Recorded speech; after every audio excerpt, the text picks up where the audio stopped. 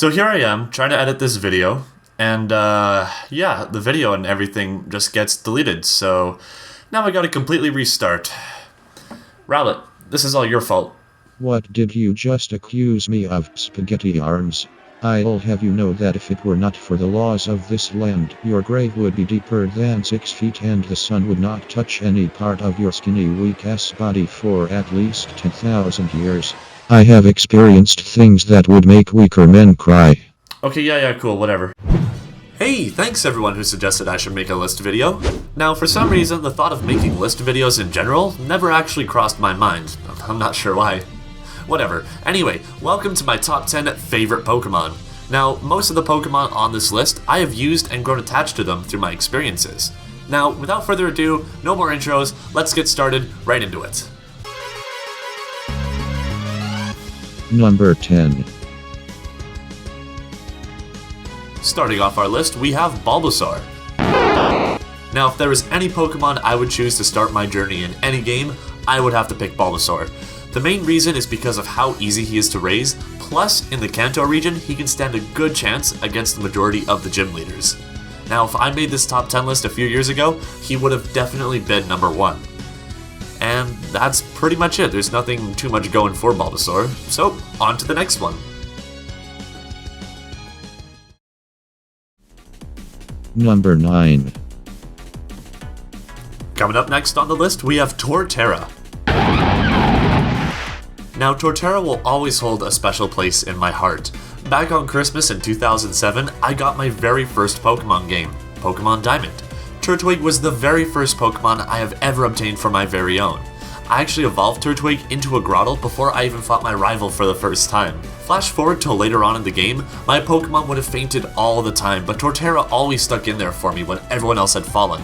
He would always have been the one to avenge everyone. So, needless to say, he was my strongest Pokemon because he would have gained all the experience while everyone else would have fainted. Thank you, Torterra, for hanging in there for me. Thank you. Number 8. Being a fairly new Pokemon to the Pokemon series, we have Rowlet. Now, Rowlet may not evolve into the most powerful Pokemon, but come on, look at it! The choice for me on this one was obvious when I had to pick my starter. There aren't very many owl Pokemon, and when I got my very own Rowlet, I got so excited because Rowlet can fit the role of a grass and a flying Pokemon. And then I realized that there are no more HMs, and Rowlet couldn't even learn fly to begin with. Oh well, I like this Pokemon so much that I even bought a plushie. You're goddamn right. If I wasn't on this list, I would make sure that you would never see the sunrise again. Okay, yeah, cool, whatever. Number 7. Surfing its way into number 7, we have Raichu, more specifically, Alolan Raichu. Do you need an electric Pokemon? Alolan Raichu. Do you need a psychic Pokemon? Alolan Raichu. Do you need a surf Pokemon? Alolan Raichu. This Pokemon has the whole package. Damage, speed, looks, you got it. What makes this Pokemon so great is that you can catch a Pichu at such an early part of Sun and Moon, making Raichu easily available for everyone. Now, granted, in my entire Pokemon career, I have never had a Pokemon faint on me more often than Alolan Raichu. It was always the punching bag. It always fainted on me. Still though, Raichu, no matter how many times you faint, I will always keep you on my Sun and Moon team.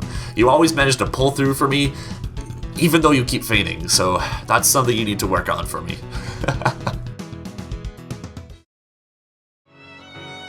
Number 6.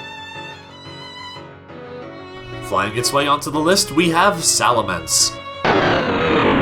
Now, as long as you keep this Pokemon away from ice, this thing is a powerhouse. Now, it may not have the strongest defense, but its damage is what made me stick with it.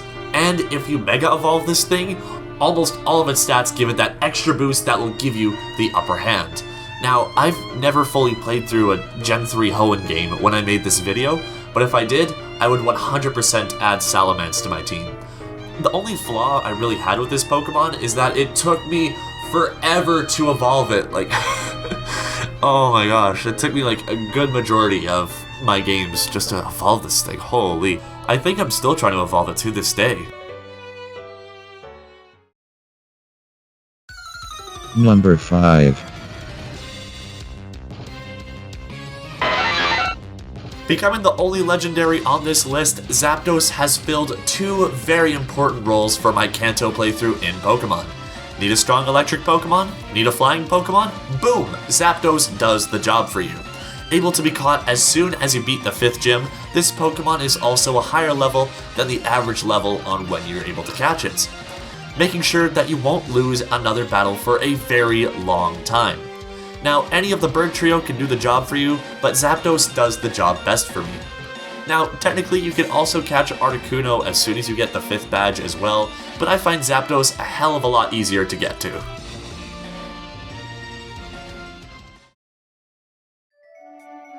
Number 4.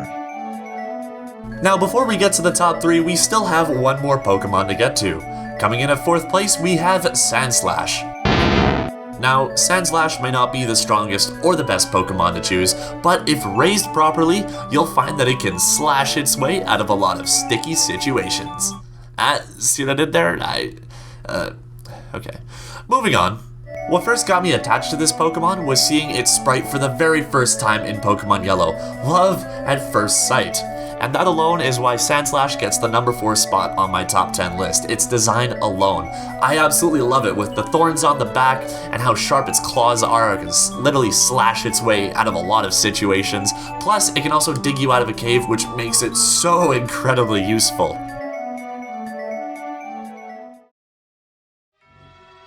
Number 3.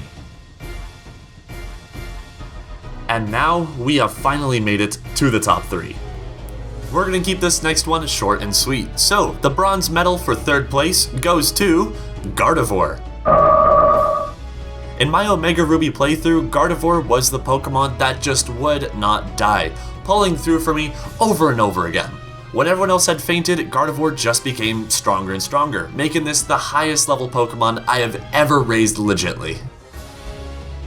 Plus, also there's that design as well,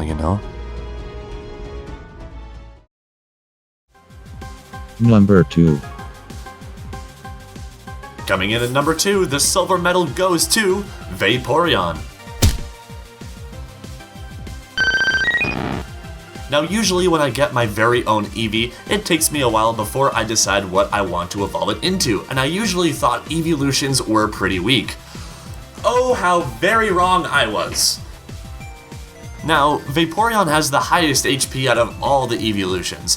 Pair this with Aqua Ring and Acid Armor, and an item that raises its water attacks, and you've got one hell of a monster to deal with.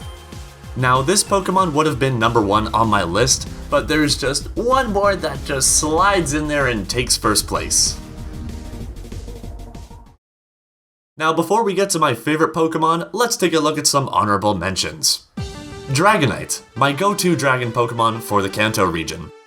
Mewtwo, when I first used this Pokemon, how could I not keep him on my team? Mega Rayquaza, so overpowered, it's so broken. I always feel guilty when I used it, so that's why it's never on my team.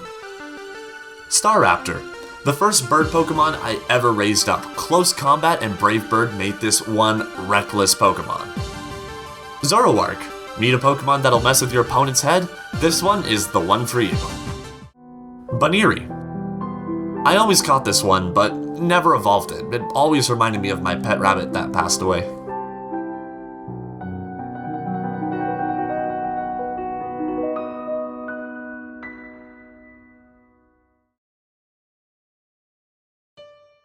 Number 1.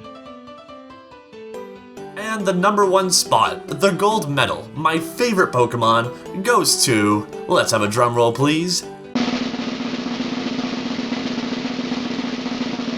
Number 1, Cinccino.